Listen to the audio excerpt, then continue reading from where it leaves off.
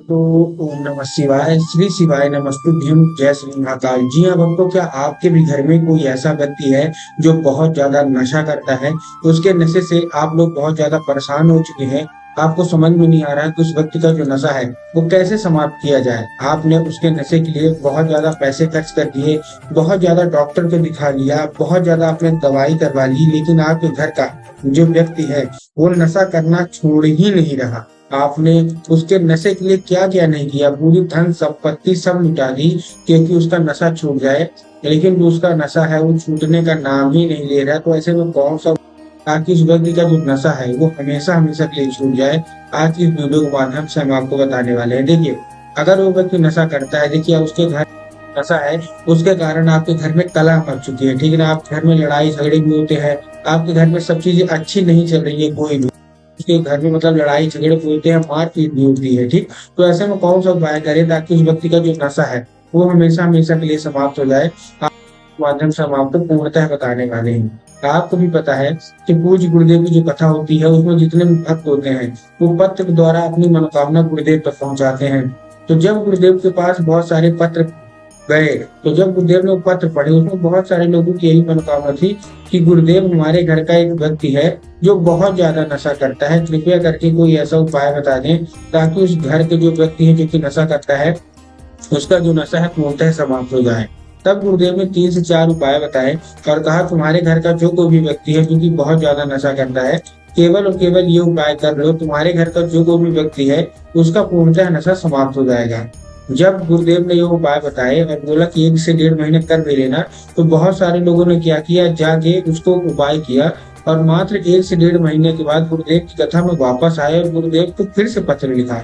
लेकिन इस बार आप जान के हैरान हो जाओगे कि इस बार का जो पत्र था ये गुरुदेव को धन्यवाद के रूप में पत्र था कि गुरुदेव, धन्य हो आपका, आपके द्वारा बताया गया उपाय हमने कर लिया है और हमारे घर का जो व्यक्ति था जो कि बहुत ज्यादा नशा करता था उसने पूर्णतः नशा छोड़ दिया है, आपका कोट कोट धन्यवाद। तो अगर आप लोग भी जानना चाहते हैं, जो लोग मेरी आवाज सुन रहे हैं, कि आखिर वो कौन सा उपाय है जिसको करने मात्र से ही लोगों का जो नशा है वो मात्र 1 से 1.5 महीने के अंदर समाप्त हो जाता है, तो आज का ये वीडियो मात्र और मात्र आपके लिए, ठीक। क्या करना है, कैसे करना है, पूरा आपको बताऊंगा। तो चलिए चलते हैं उपाय की ओर, जो कि मैंने पूज्य गुरुदेव की ही कथा सुन के और बहुत अच्छी से समझ के आपके लिए लेके आया हूँ। लेकिन उससे पहले चैनल पे अगर पहली बार आए हैं और आवाज मेरी पहली बार सुनते हैं तो वीडियो को कर दें लाइक और चैनल को भी कर लें सब्सक्राइब, ताकि पूज्य पंडित प्रदीप मिश्रा के रोज नए नए उपाय जो कि मैं उनकी कथा से सुनता हूँ, श्रवण करता हूँ, सबसे पहले मैं आपको प्राप्त करा सकूँ। तो देखिए, जो हमारा पहला उपाय है ये आपको उसी व्यक्ति से कराना है जो कि आपके घर में नशा करता है।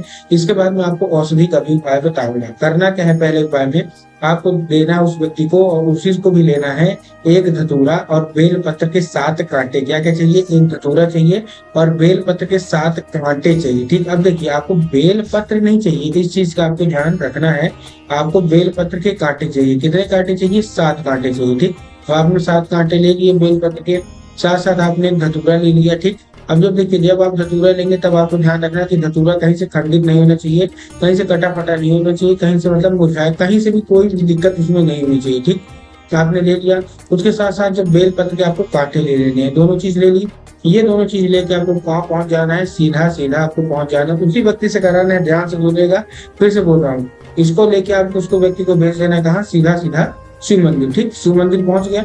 शिव मंदिर पहुंचने के बाद उसको बोलिए कि दक्षिण दिशा में खड़ा होता है, उत्तर की ओर अपना चेहरा कर ले। अब देखिए, दक्षिण और उत्तर में क्या है ना, बहुत सारे लोग कंफ्यूज हो जाते हैं कि आखिर दक्षिण कौन सा होता है, उत्तर कौन सा होता है, हमको थोड़ा क्लियर बताइए। तब गुरुदेव ने बताया कि आप जिस भी शिव मंदिर जा रहे हैं उस शिव मंदिर का जिधर साइड जलाधारी हो, आप अपना चेहरा उधर साइड करके खड़े हो जाइए, ठीक। वो व्यक्ति खड़ा हो जाएगा।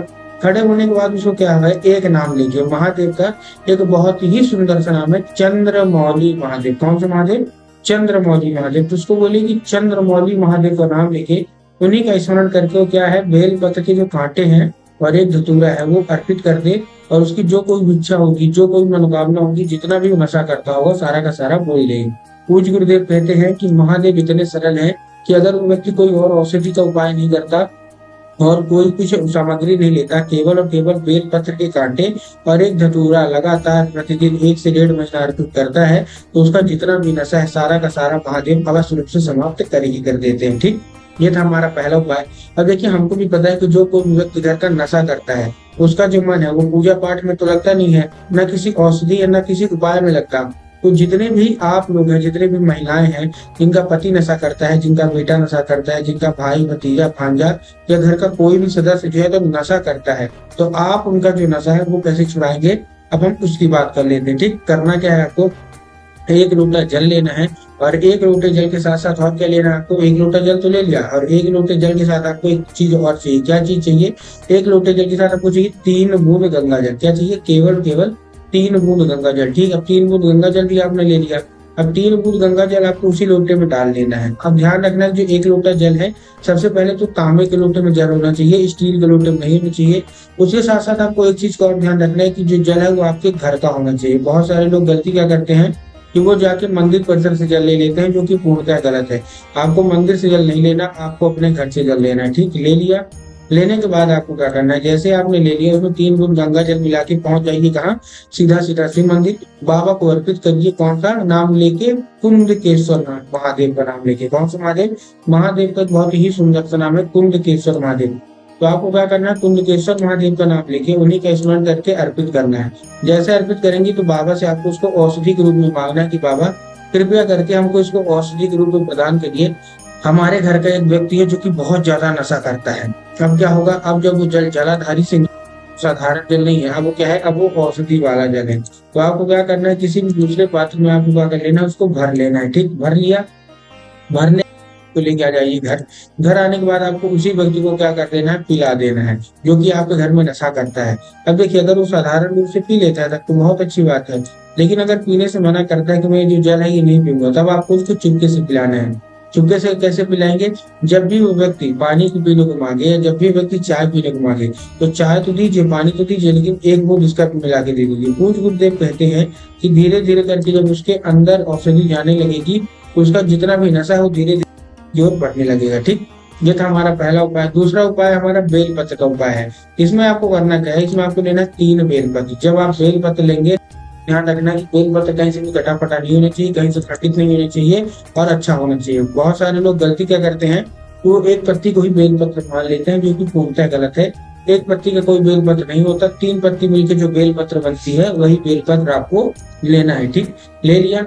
लेने के बाद आपको क्या करना है, महादेव को अर्पित करना है, और महादेव से उसको औषधि के रूप में मांगना है कि बाबा कृपया करके हमको उसको औषधि के रूप में प्रदान करिए।